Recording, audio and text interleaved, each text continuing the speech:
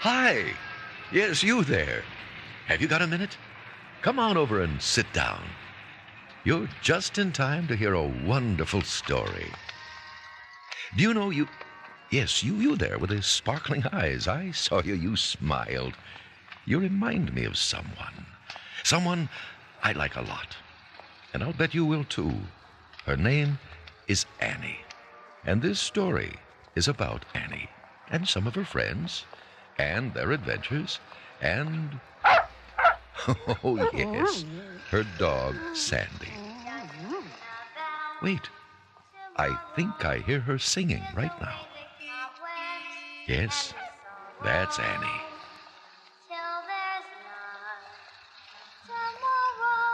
Tomorrow, I love you. Tomorrow, you're only a day away.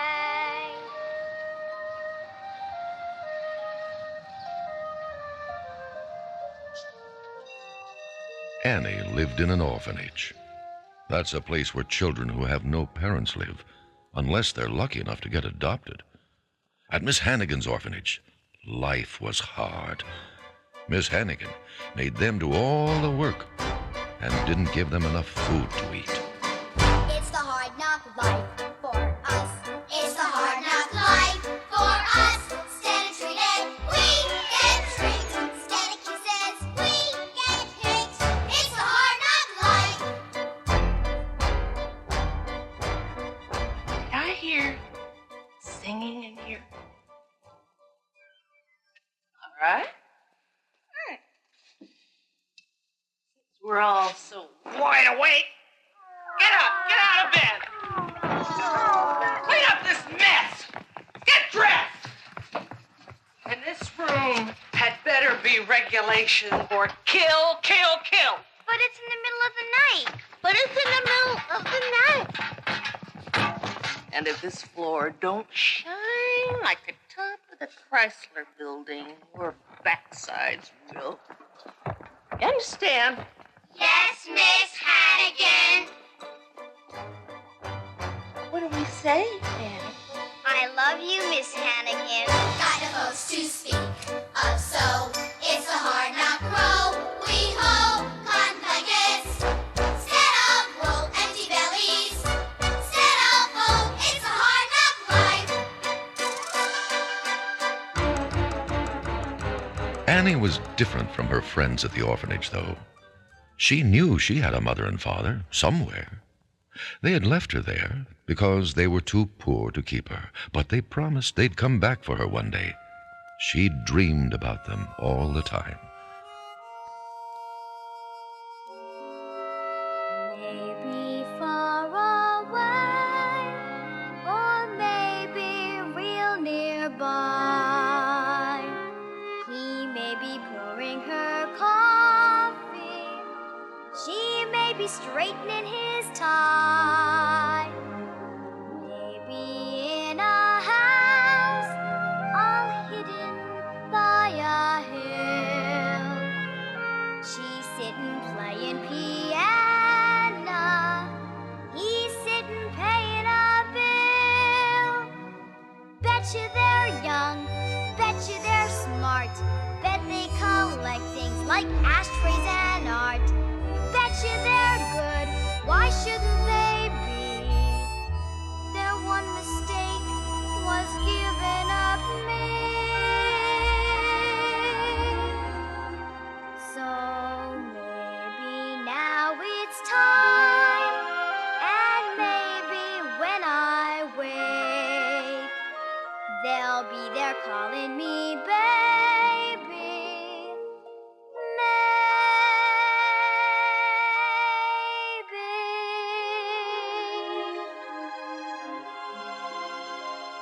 Annie thought if she could run away from the orphanage, she could find her parents and get them to take her home. She was always trying to sneak out, even though her friends tried to stop her. Like the day she hid in a laundry basket that was going to be sent out. We're gonna get killed. Cover me up good. All you ever do is run away. Oh my goodness, oh my goodness. She'll put you in the cellar with the ghosts. You'll get whipped again. But Annie hid anyway, and the children carried the laundry basket down the stairs, out the door, and all the way into the street, where the basket got loaded onto the truck. She was free to go look for her parents again. But that day, as Annie was walking along the street, she found somebody else instead. A dog. Some boys had tied cans to his tail, and he was trying to get away from them. Annie stood up to the mean boys. Leave him alone. What's he ever done to you? And she rescued the dog. But then he started following her around. So there she was, with a big, shaggy, smelly dog out on the busy street. But, uh-oh, look what's coming now. It's a big policeman, and he's going to march Annie right back to Miss Hannigan.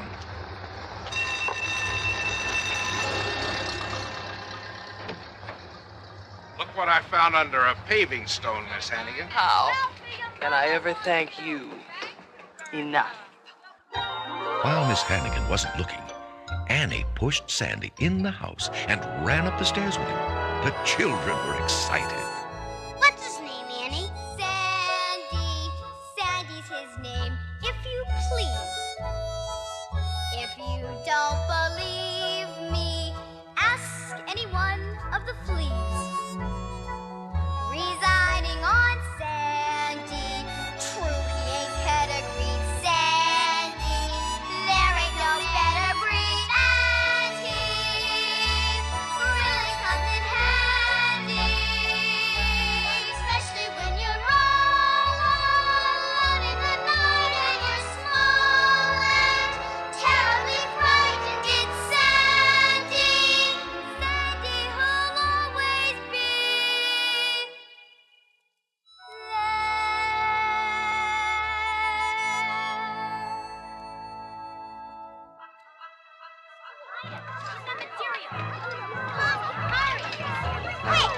oh my goodness! Hurry!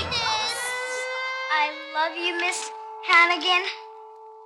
And you will love the paddle closet, Annie. And this will love the sausage factory. Uh-oh. Annie was in trouble this time, and Sandy was going to be made into sausage.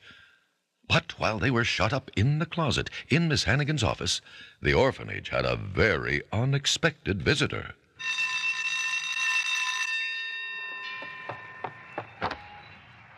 Miss Hannigan, I am the private secretary to Oliver Warbucks. Oliver Warbucks, the millionaire? Oh, no, Oliver Warbucks, the billionaire. Mr. Warbucks would like to invite an orphan to spend the week with him in his home. I'm here to select one. Annie, how would you like to spend a week with Mr. Warbucks at his house? Oh boy, I would love to. I would really, really leap in lizards. So Annie went with Grace, Mr. Warbucks' secretary, in a beautiful limousine to the mansion where Annie would live for a week.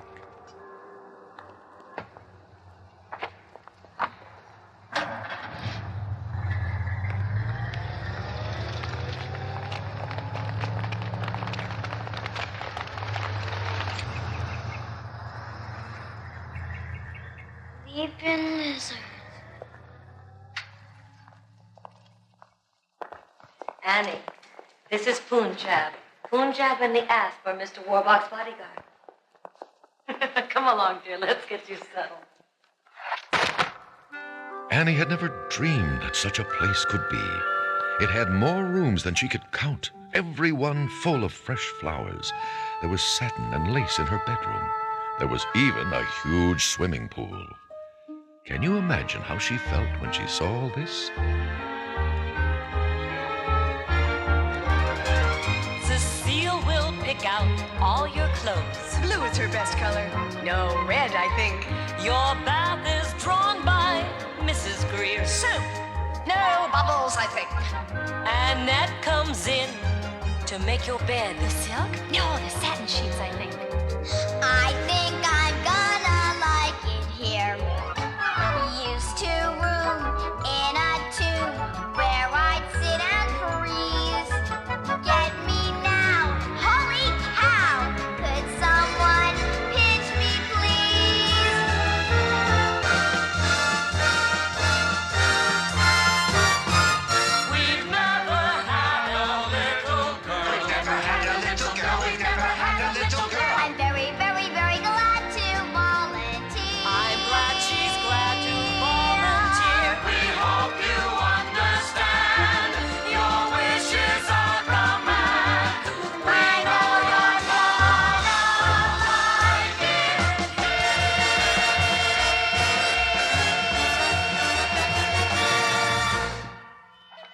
Well, finally, Annie got to meet Mr. Warbucks, the billionaire who had arranged for her to visit. But there was one big problem. This doesn't look like a boy. Orphans are boys. You just said an orphan, so I got a girl. I want a boy. Take them back now. Oh, sir, she just got here. That's okay, Miss Farrell. We'll be okay. I've really had a swell time already. I've had enough fun to last me for years. It's only for a week. Couldn't she stay? Whatever, but just for the week. We got Annie.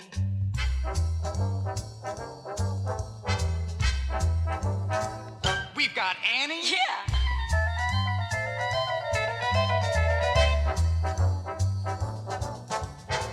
We got Annie. We got Annie! We've got Annie.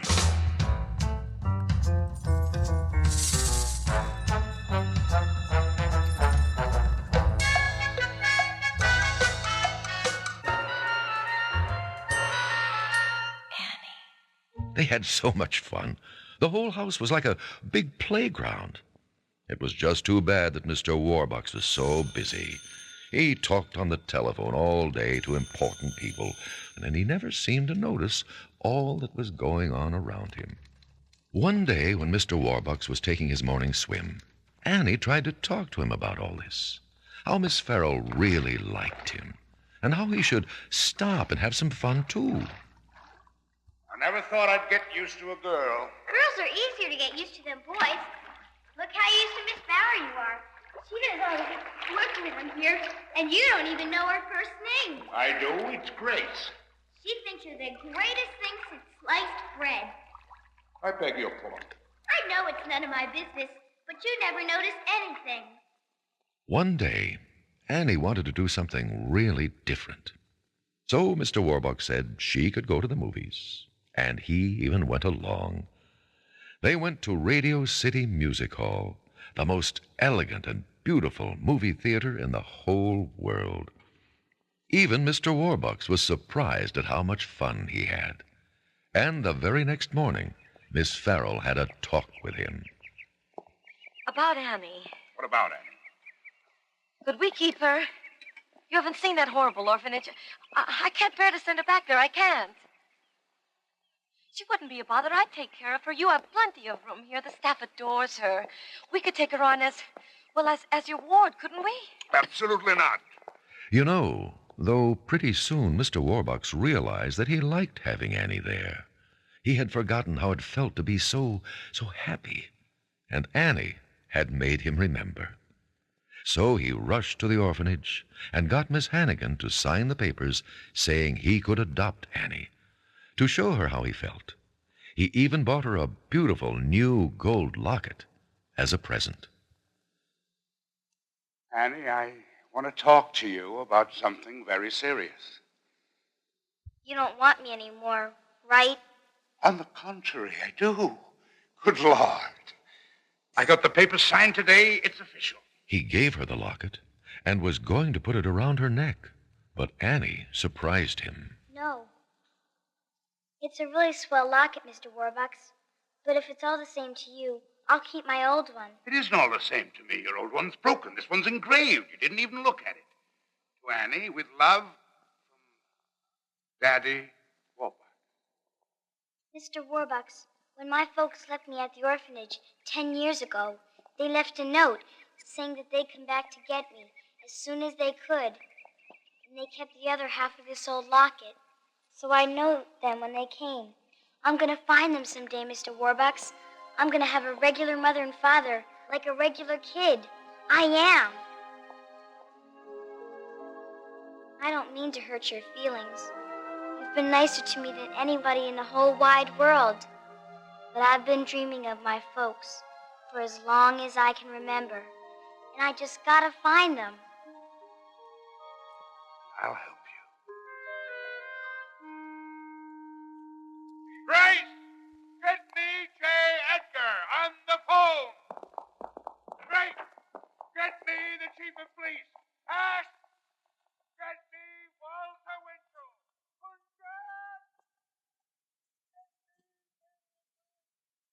I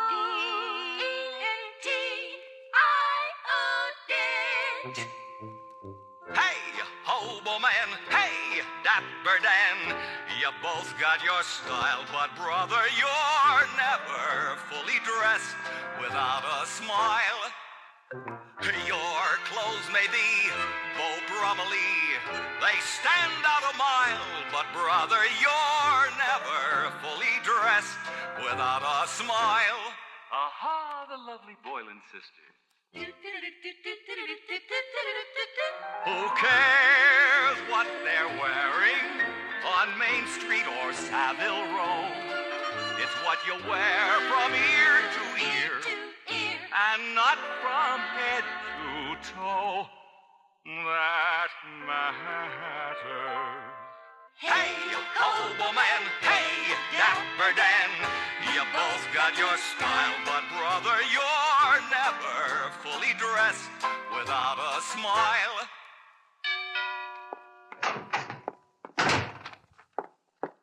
Hey!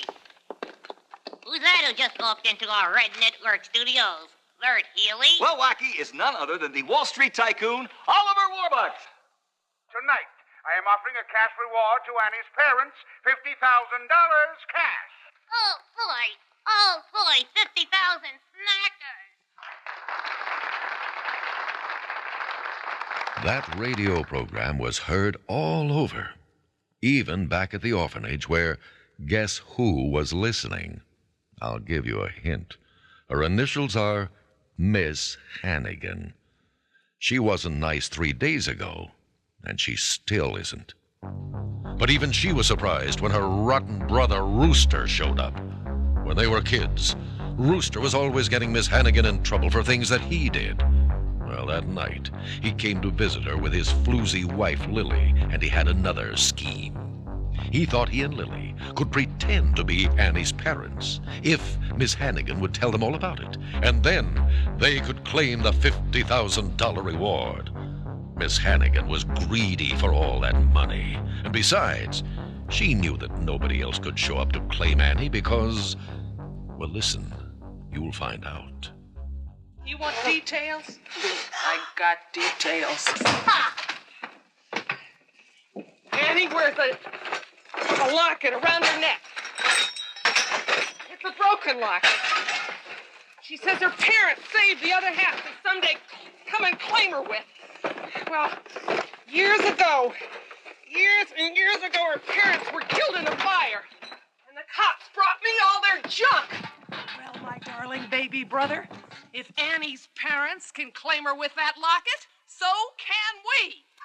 50,000 smackers! And the kid will drop in the river.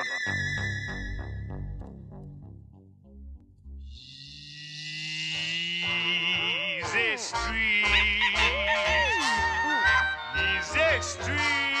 Easy street. Annie is the key. Yes, sirree. Yes, sirree. Easy street. We'll live the plush life. Easy street. The lazy lush life. Better get there. So Miss Hannigan and Rooster and Lily planned their evil trick.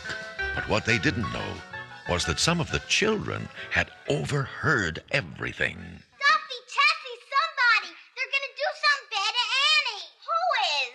They are! Who is they? Miss Hannigan! Oh my goodness! Don't tell Annie!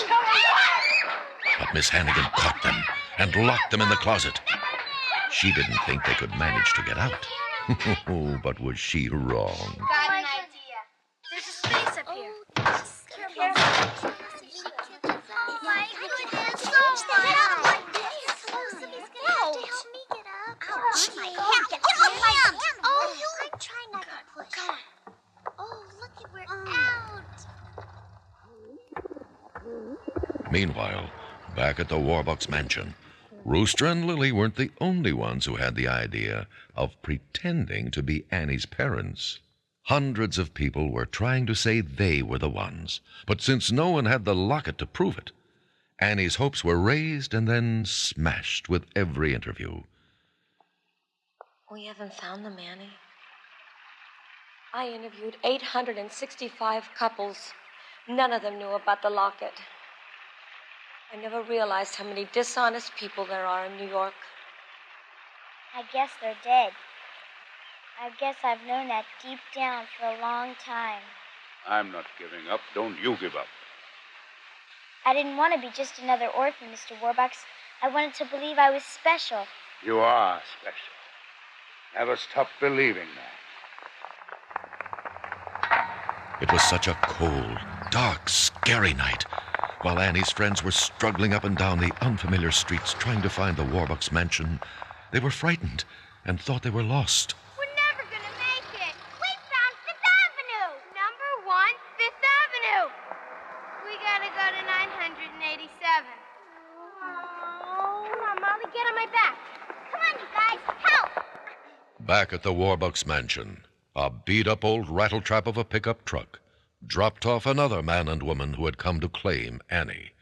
But this was Rooster and Lily, dressed as if they were nice, poor people. They called themselves Ralph and Shirley Mudge, and they were holding the other half of the locket. They said they'd been looking everywhere for their little Annie, and they pretended to be so happy to have found her at last. Annie! Oh, Ralph, look. She still has the locket. We finally found you. How did you know Annie was here? That kind lady at the orphanage told us. I have a birth certificate right here. I've kept it close to my heart all these years. Annie should have been happy.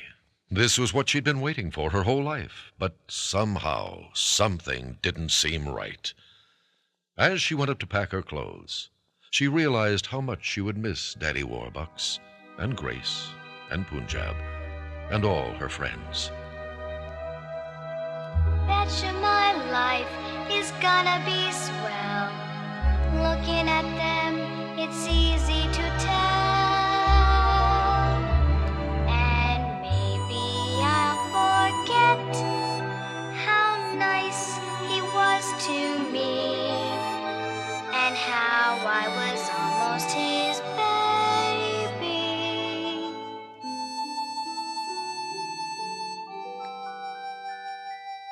And Daddy Warbucks? Well, his heart felt like it was about to break. He really and truly loved Annie, and he couldn't imagine what his life would be like without her. It'll be fine, nothing to fear. She'll be as happy as she was here. Things have worked out much better than planned. It makes you smile when fate takes a hand.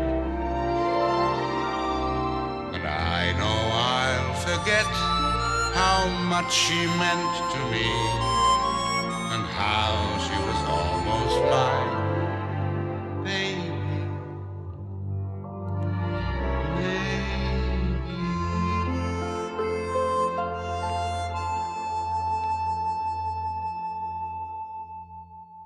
Rooster and Lily pretended they didn't even know about the reward. A certified check? Oh, sir, we're just so thrilled to have found Annie. We don't need any money. I'll take it back. Of course, we are poor people. It would help us a lot. We could buy her milk, a warm blanket. Put it in your pocket, Mrs. Mudge. So Lily and Rooster left with Annie, who tried to believe she was really going to be happy. She was really frightened and sad, though she tried to make the best of it. As she waved goodbye to Daddy Warbucks and the old pickup truck reached the end of the driveway, another passenger suddenly appeared. Miss Hannigan! Oh, my goodness. Annie realized then what had happened. She wasn't really with her parents. They held onto her to keep her from jumping out of the truck, and soon the truck was speeding away into the night.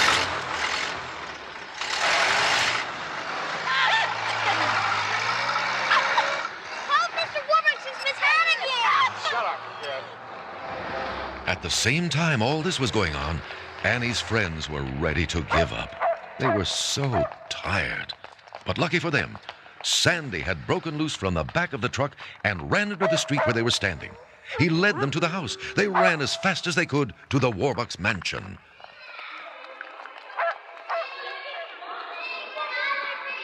What now? We're friends of Annie's. Annie's gone. Oh, no! Her parents came and took her away. But they wasn't her real parents, mister. They was bad people. Leaping lizards! You take the autocopter, I'll take the car. Edgar, J. Edgar, Warbucks here. Yeah, Orphan Annie has been kidnapped. I want every G-man east of the Mississippi on this case in the next 20 minutes. The police, the fire department, helicopters, airplanes, everyone was looking for Annie and her kidnappers. And they were going to drop her in the river. Could they find her in time? Annie had a bright idea of her own to stop them. Excuse me, mister. Can we stop a second? I gotta go. I really got him, Miss Hannigan. Make it fast. Annie grabbed the $50,000 check out of Miss Hannigan's pocket and ran as fast as she could. Buster, grab her! She got the check!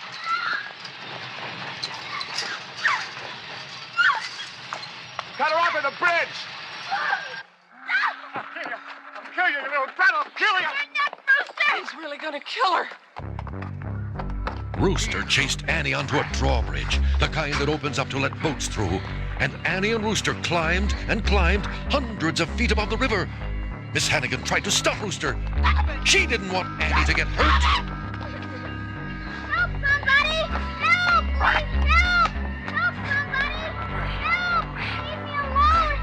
Please help! Please help! Suddenly, everybody arrived at the bridge.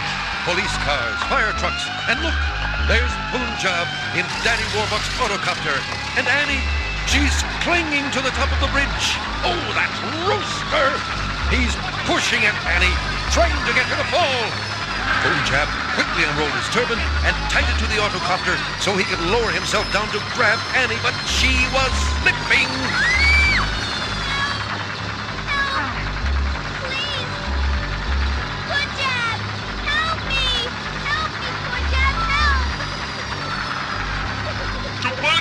I need both hands. You must hold on.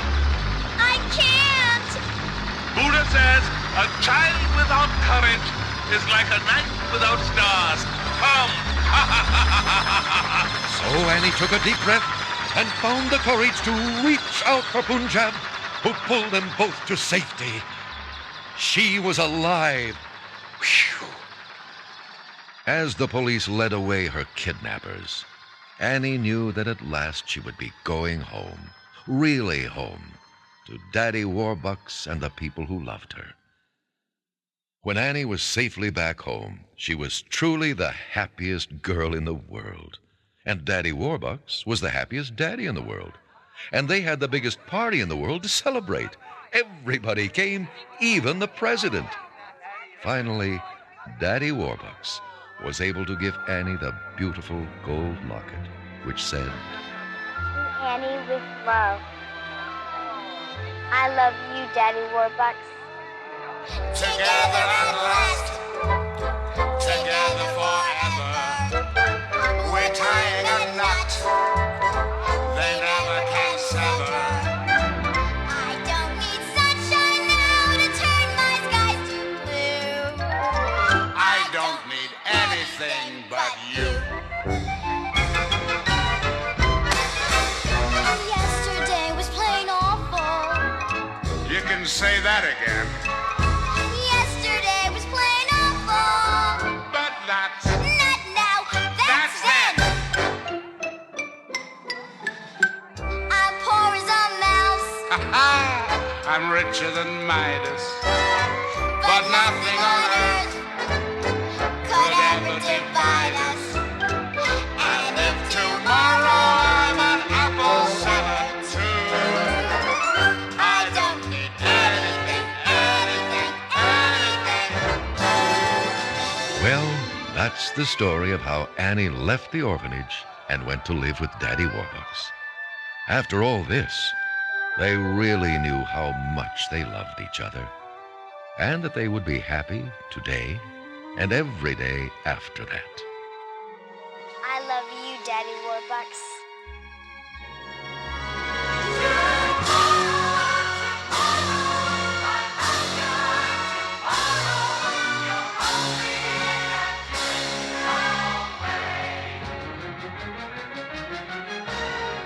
Sure enough, this story has a happy ending. Annie is a special person, just like Daddy Warbucks said. And you know, so are you. You are special. Never stop believing that. Isn't that right, Sandy?